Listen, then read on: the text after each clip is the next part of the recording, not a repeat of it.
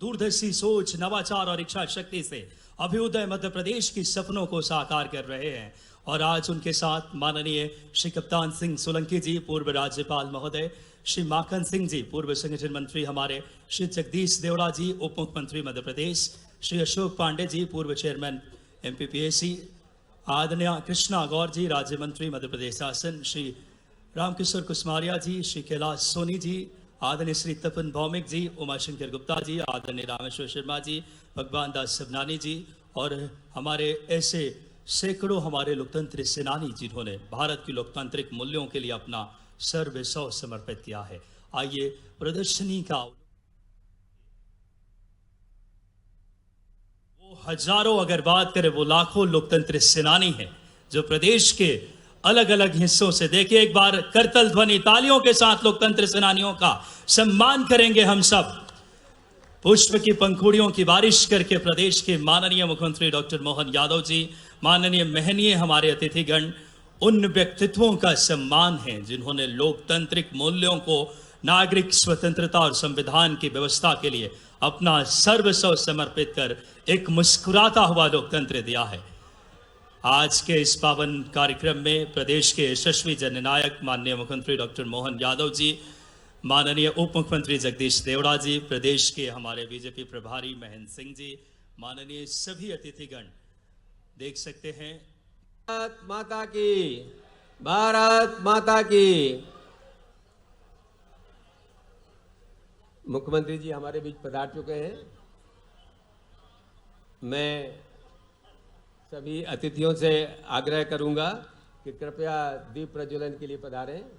सभी अतिथि कृपया दीप प्रज्वलन के लिए पधारें। सभी वरिष्ठ अधिकारियों से निवेदन है कि मंच पर दीप प्रज्वलन के लिए पधारें। मानी तब आप भी आइए ना। हाँ हाँ जब हम बोलेंगे हाँ हाँ हाँ आप बजाओ ना। आप अच्छा यहीं से बजाओ, यहीं बजाओ, जल्दी बजाओ।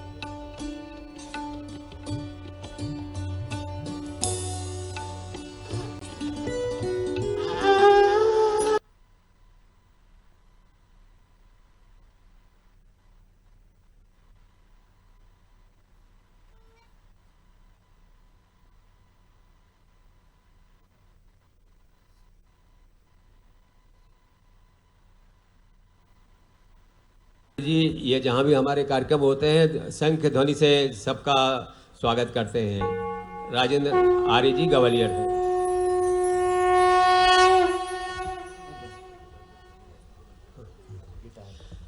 मैं हमारे प्रदेश अध्यक्ष श्री तपन भौमिक जी से आग्रह करूंगा, नहीं वंदे मातरम गायन के लिए कृपया वंदे मातरम गायन करें के लिए सभी बाहर भी खोल दीजिए।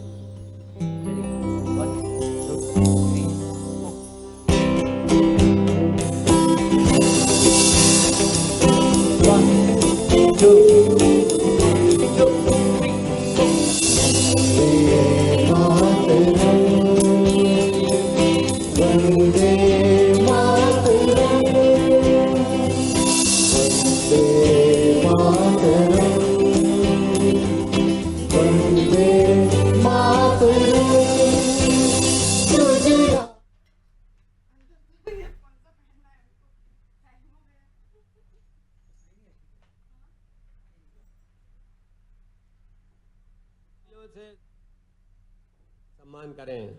मैं माननीय श्री तपन भौमिक जी से आग्रह करूंगा कि वो कृपया मुख्यमंत्री जी का और अन्य अतिथियों का सम्मान करें। ये कार्यक्रम माननीय मुख्यमंत्री जी की आत्मीयता का ही परिणाम है जो हम सब यहाँ इतने बड़ी संख्या में एकत्रित हैं। कृपया तालियों से स्वागत कीजिए।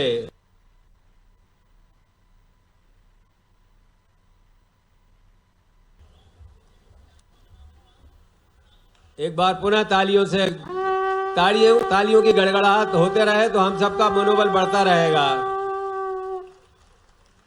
माननीय कैलाश सोनी जी हमारे राष्ट्रीय अध्यक्ष हैं, लोकतंत्र सेनानी संघ के पूर्व राज्यसभा सांसद हैं और अच्छा, माननीय मुख्यमंत्री जी स्वयं माननीय कैलाश जी का अभिनंदन कर रहे हैं। तालियां तो बजाते रहिएगा, हमारे अपने के बीच के लोग हैं।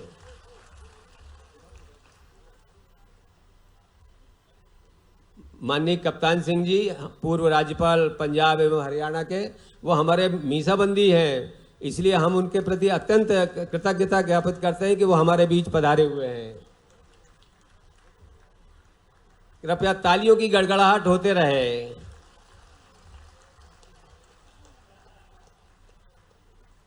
माननीय महेंद्र सिंह जी, ये भारतीय जनता पार्टी के मध्य प्रदेश के प्रभारी हैं, केंद्रीय पर्यवेक्षक के रूप में हमारे मध्य प्रदेश में रहते हैं।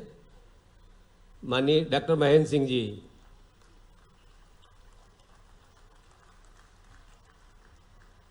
जरा जोरदार तालियां बजाते रहिए तो अच्छा लगेगा। हमने अभी स्वल्पाहार किया है और इस कार्यक्रम के बाद भोजन भी अच्छा भोजन होने वाला है।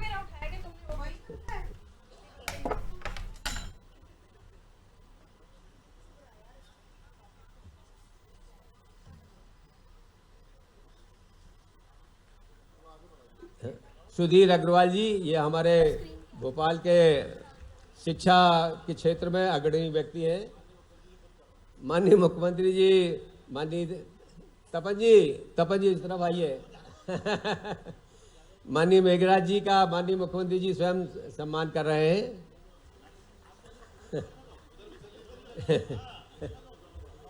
माननीय मुख्यमंत्री जी, माननीय मेघराज जी का मध्य प्रदेश के माननीय ठाकरे जी के साथ साथ माननीय मेघराज जी भी एक अत्यंत कुशल शिल्पी रहे हैं, जिन्होंने संगठन को बहुत अच्छे ढंग से गढ़ा है।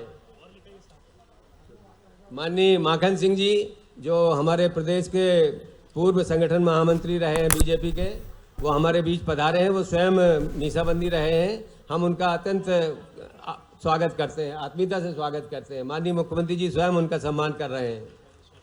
माननीय श्री अशोक पांडे जी,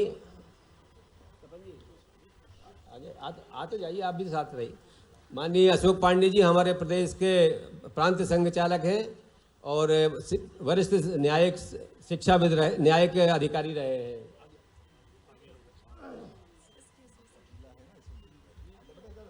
माननीय कुशमरिया जी हमारे राष्ट्रीय पिछड़ा वर्ग प्रदेश के पिछड़ा वर्ग आयोग के अध्यक्ष हैं। माननीय जगदीश देवड़ा जी का माननीय तपन जी स्वागत कर रहे हैं।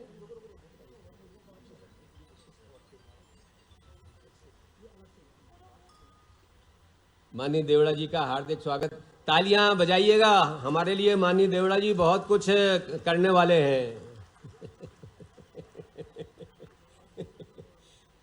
भारत माता की। आज का ये कार्यक्रम सच में हम सब के लिए कई कारणों से अत्यंत महत्व का है और आज के उस दौर से तुलना करते हुए हमारे माननीय कप्तान सिंह जी भाई साहब, माननीय महेंद्र सिंह जी भाई साहब, माननीय कैलाश सोनी जी और सबके साथ आजकल तो जो पिक्चर के माध्यम से उस दौर को जिंदा किया है। सच में अग्रवाल जी, आपको मैं बधाई देना चाहता हूं। जोरदार अभिनंदन करो नरेंद्र अग्रवाल जी का भी। 1947 का आज़ादी का दौर और उस समय के होने वाले अत्याचारों को देश भूला भी नहीं था और दोबारा उसी प्रकार के माहौल में उससे बढ़कर के बर्बरतापूर्वक अत्याचार करते हुए अहंकार की सीमाओं के बाहर जाकर अगर हमने इस पूरे मंच के लिए एक बार जोरदार अभिनंदन। माननीय कैलाश जी, कप्तान सिंह जी भाई साहब को तो मैंने नाम लिया ही, माननीय हमारे डिप्टी सीएम साहब मंत्री कृष्णा गौड़ जी, माननीय रामेश्वर जी, भगवान दास सबनानी जी, माननीय माखन सिंह जी भाई साहब, उधर हमारा पूरा मंच, यहाँ से लेके वहाँ तक का सबका अभिनंदन और आपका सबका दोनों हाथ जोड़ के अभिनंदन करता हूँ, आपको प्रणाम करता हूँ। ये बात सही है। बीच में से तपन जी ने भी इस बात को जोड़ा, कप्तान सिंह जी भाई साहब ने भी कहा कि ये हमारे लोकतंत्र की लड़ाई दो अर्थों में कांग्रेस ने हमेशा रोकने का प्रयास किया। वो दोनों उदाहरण हमारे सबके सामने हैं। जब देश आजाद हुआ तो आजाद होने के बाद देश के लिए और भी उदाहरण सामने हैं जो हमारे आसपास आजाद हुए। और जापान जैसा देश तो सेकंड वर्ल्ड वॉर में एक तरह से तबाह हो गया है। तो इजराइल जैसा देश हमारे से 1 साल बाद आजाद होता है। आज वो कहाँ है, हम कहाँ हैं। बाकी बातें लोकतंत्र के कार्य व्यवहार के आचरण के जिस प्रकार से वातावरण बनाने के, इंदिरा गांधी ये दूसरी पीढ़ी थी और दूसरी पीढ़ी के बाद तीसरी के बाद चौथी हम अपने आंखों से देख रहे हैं, 5वीं पीढ़ी तक। कांग्रेस ना तब सुधरी ना आज सुधरी। ये कांग्रेस का अतीत है, कांग्रेस का इतिहास। कोई बात समझ में आएगी कि अगर आप चुनाव हार जाओ तो चुनाव हारने के बाद स्वाभाविक रूप से आपको लगता है हाईकोर्ट इलाहाबाद ने फैसला किया तो आप सुप्रीम कोर्ट जाते, लेकिन आप सुप्रीम कोर्ट नहीं गए। बदले में आपने अपने आप को देश के ऊपर सर्वाधिक ताकतवर, और पूरे देश को, मैं इस बात के लिए तपन जी भाई साहब का भी धन्यवाद दूंगा। ये बात सही, मैं भी 9 साल का था उस समय। घर के अंदर पूरे परिवार के लिए बड़ा एकदम चुनौती का वातावरण था कि घर का मुखिया को उठा करके सीधे जेल में बंद कर दे। अब घर में एवरेज आयु सबकी 10, 15, 20 साल के सब अंदर वाले। ये ऐसा कठिन दौर था कि आज वो जेल चले गए तो कल से क्या होगा, घर के अंदर होगा। हर एक घर में हाल ये हो गया कि कभी हम अपने उस वातावरण के लिए कल्पना नहीं कर सकते। और जाने के बाद जो गया, कोई ना जमानत, ना दलील, ना अपील, ना कुछ नहीं। 19 महीने तक मेरे पिताजी भी पूरे 19 महीने रहे। बड़ा घर का माहौल ऐसा कि कहाँ पढ़ेंगे, क्या स्कूल जाएंगे, कौन फीस भरेगा, बाकी क्या व्यवस्था होगी। और जाए जब जेल पे तो माहौल देख देख के इतना दर्द होता है। हमारे यहाँ तो थोड़ी खेती बाड़ी है तो उसके कारण से लगा के चलो, लेकिन ऐसे कई लोग हैं जिनके लिए तो सब कुछ, उनकी आय का साधन ही खत्म हो गया। और इतना ही नहीं, वहां जब जाते जेल के अंदर तो जो होने वाले आतंक की, जो अत्याचार की कल्पना करते, जो सुनते थे, ऐसा तो कभी होगा नहीं कि आखिर लोकतंत्र के लड़ने वाले, लोकतंत्र की लड़ाई लड़ने वाले लोग, उनने क्या अपराध कर दिया। लेकिन कांग्रेस के तत्कालीन सत्ताधीशों ने, और क्या शर्त रखते थे, आओ कांग्रेस में शामिल हो जाओ, छोड़ देंगे। ये क्या बात हुई भाई। आखिर ये इतनी सरल बात कि आप केवल कांग्रेस की जय जयकार कर दो, इंदिरा गांधी की जय जयकार कर दो, आपको छोड़ देंगे। तो ये जो हमने वो 47 के पहले लोकतंत्र की लड़ाई, चंद्रशेखर आजाद, भगत सिंह, तमाम लोगों ने जनता का शासन जनता के लिए होना चाहिए। मुझे लगता है कि दूसरी बार की लड़ाई, मैं आपको प्रणाम करता हूं। वास्तव में आपकी लड़ाई उस दौर की है जिसके कारण से आज लोकतंत्र सुरक्षित है, जिसके कारण से यशस्वी प्रधानमंत्री नरेंद्र मोदी जैसे गरीब जैसा परिवार से निकला हुआ व्यक्ति आज देश का प्रधानमंत्री। जोरदार अभिनंदन करें माननीय नरेंद्र मोदी जी से लेकर के ऐसे कई सारे लोग हमारे जैसे परिवार के, आपके जैसे परिवार के, माननीय शिवराज सिंह जी से लेकर के बाकी सब लोग। ये क्यों लोकतंत्र के बाद, इस संघर्ष के बाद आज लोकतंत्र जिंदा है। और दुनिया के अंदर मुझे आज गर्व है, देश की आबादी और लोकतंत्र के हिसाब से देखो तो दुनिया का सबसे बड़ा लोकतंत्र आज कोई है तो भारत है। मैं आप सबको बधाई देना चाहता हूं, जोरदार अभिनंदन, आपके संघर्ष को नमन, जिसके कारण से। और डरावना दृश्य भी है, थोड़ा चारों तरफ निगाह दौड़ाओ तो ध्यान में आएगा। आज दुनिया का सबसे बड़ा लोकतंत्र भारत अपने अहरनिश आप जैसे लोगों के प्रयासों के बलबूते पर कहां से कहां जा रहा है। लेकिन अगल बगल के देशों को देखो, हमारे साथ जो आजाद हुआ पाकिस्तान की हालत क्या है। वहां का प्रधानमंत्री हम सब जानते हैं, वो क्रिकेट का बहुत बड़ा खिलाड़ी इमरान खान आज कहां किस स्थिति में है। ये लोकतंत्र के हाल।